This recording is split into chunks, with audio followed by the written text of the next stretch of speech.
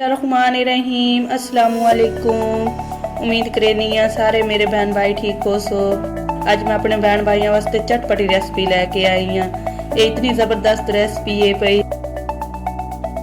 ये वाली रेसिपी बनाने वास्ते मैं बोल आधा किलो बोनलेस चिकन ले लिया है। चिकन मैं चंगी तरह धो लिया है, वॉश कर लिया है। तो हम मैं एक अंडा शामिल कर ली सा।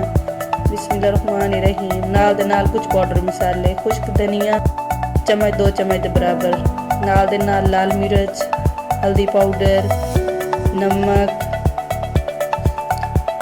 1/4 कप बेसन भी शामिल कर ली सा। नाल दे नाल 2 तो 3 चम्मच कॉर्नफ्लोर शामिल कर ली सा। तो हुण मैं चिकन नूं चंगी तरह मैरीनेट कर ली सा। ये वाली रेसिपी पूरी विखिया है, पूरी वेखण नाल ही पता चलता है इस बाजी ने किवें बनाई है ते किहड़े तरीके नाल तैयार कीती है पई। ये इतनी ज़बरदस्त रेसिपी है पई। ये एक बार घरे जरूर ट्राई करिए। मैंने कमेंट करके दस्सिया है मेरे चिकन पकौड़े की रेसिपी मेरे बहन भाइयों को किहो जी लगी है। ते चिकन मैं आधे घंटे वास्ते रख छोड़िया है मैरीनेट करके। अल्हम्दुलिल्लाह माशाअल्लाह चिकन इतने आधा घंटा हो गया। तो हम मैं इन्होंने फ्राई करना शुरू करे सो। घी गर्म होया खला तो हम मैं एक एक करके फ्राई पैन में शामिल कर ले सो चिकन पकौड़े में। इन्होंने मैं 5 तो 7 मिनट उलट पलट के फ्राई कर ली।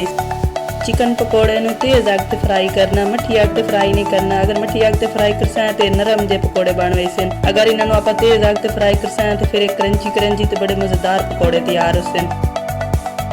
मेरे बहन भाइयों ने मैंने कमेंट करके दसना है मेरी वीडियो कितों कितों तो किहड़े शहर च वेंदे पे हो।